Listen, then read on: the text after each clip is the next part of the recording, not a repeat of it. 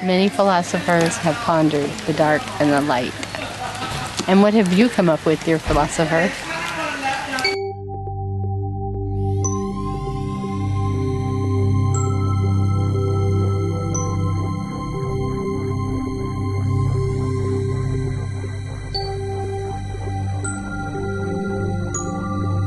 We can go to Albany or we could go to Salem and take 22.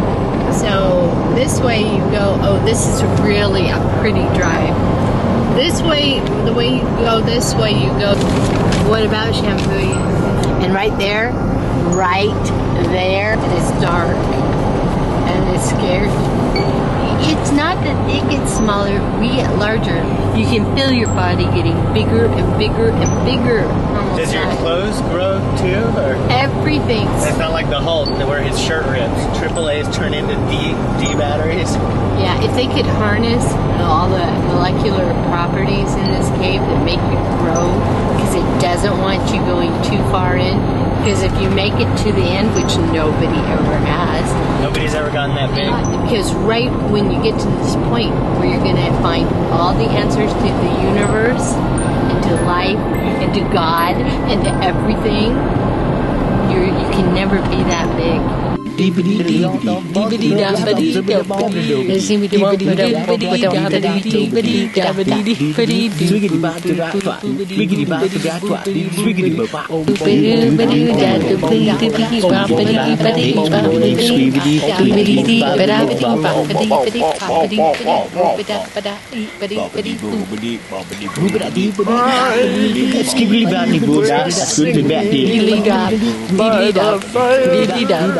We're trying to get to the South Ice Cave. It's supposedly kind of hard to find. Nothing. We don't know how dangerous this is going to be. There are obviously children that are just running around in here. We don't feel it's an evil place because the children don't seem to be possessed. Is it cool or just cold? It's very long. These children seem traumatized, don't they? Yes. Sounds like we have a long, cold journey ahead of us. This is one of Oregon's dark places. That way. Yeah. Wow, those kids, did they even have flashlights? I didn't see any flashlights on it. We're in the hot season for this cave. I'm sure it has a lot more ice in the wintertime. I have a killer view of your ass. This is why they call it an ice cave. Right there. There's a piece of ice. Cavemen, right? Absolutely no reason for them to walk upright. I have been in this cave for all of maybe 15 minutes and have walked upright maybe a few minutes. The rest I'm walking like a chimp. I'm totally chimping out. And these are not gloves. It's challenging getting to the bottom of this one. It looks like you can walk down there, look. We're at the bottom here and there's ice is the bottom.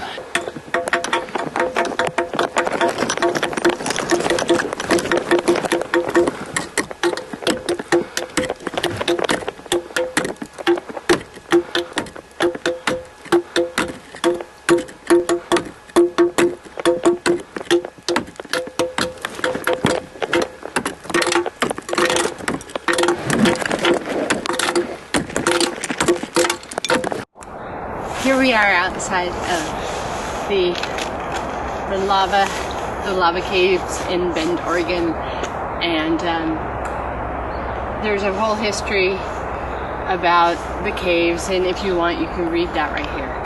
So we'll just do like this, and if you want to read it, just pause your playback device and read it. This is about how lava caves are come to be, basically. And look, there's some monsters over here.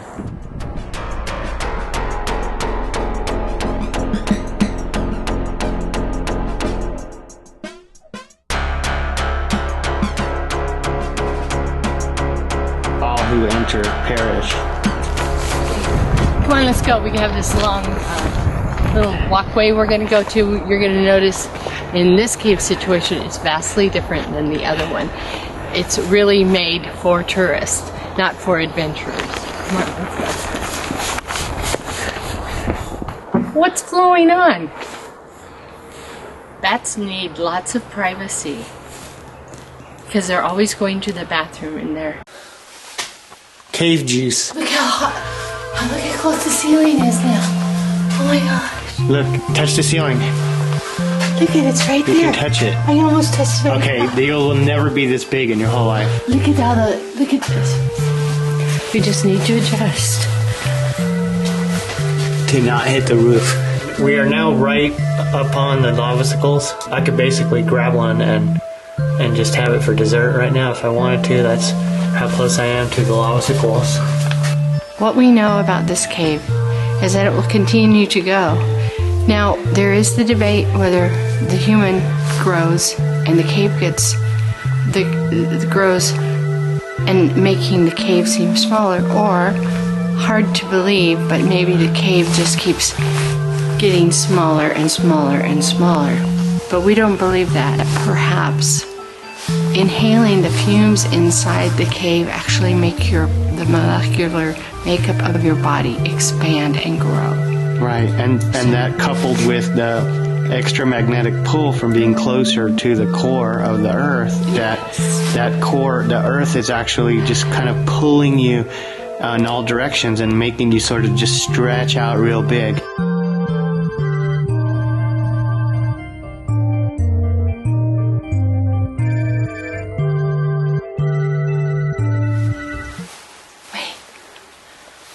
Uh-oh, my battery's going out on my headlamp. Oh no, we better get out of here, quick.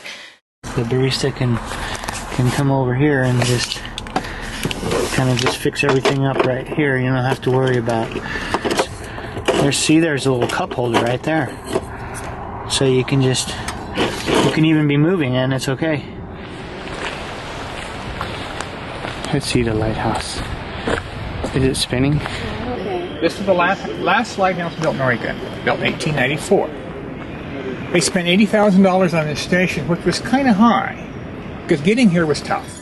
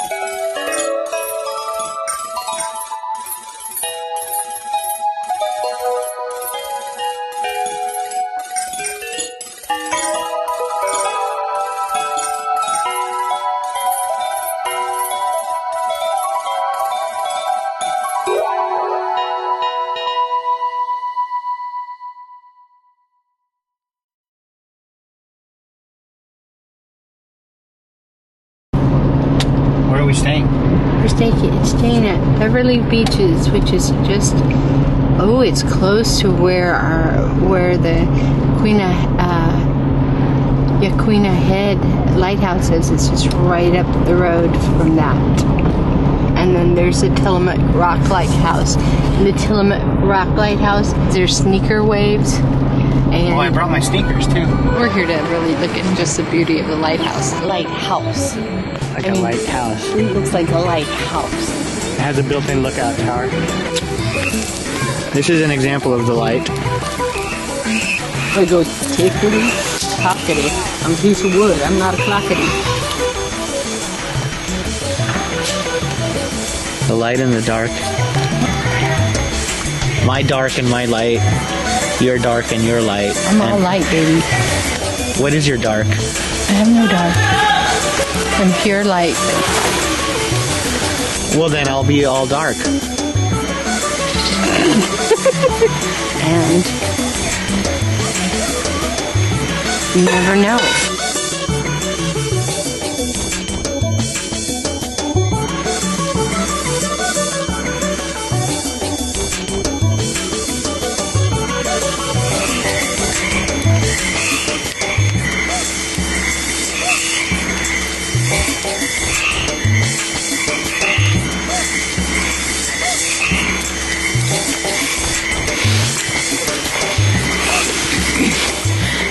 Let me tell you a story.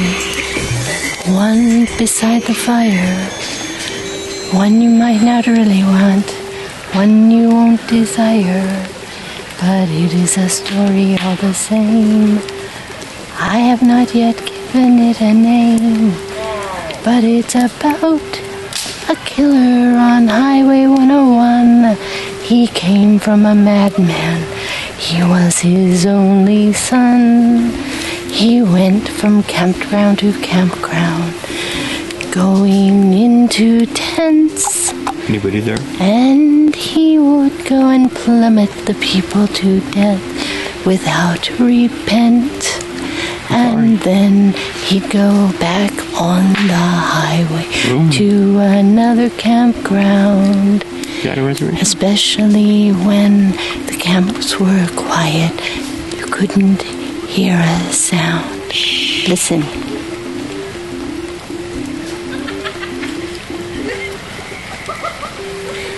But then he heard laughter coming from a tent, and there he knew he would go. He gave that loudmouth woman one wicked hard blow.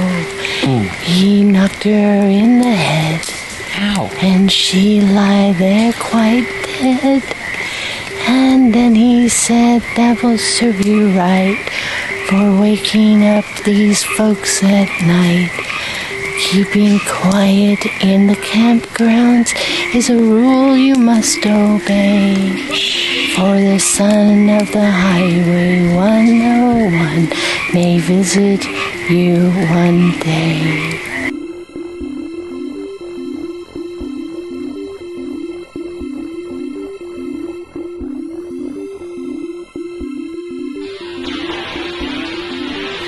To know and to be not knowing is best. Not to know and to be knowing is sickness. Only by being sick of our sickness are we not sick. He's sick of his sickness and therefore is not sick.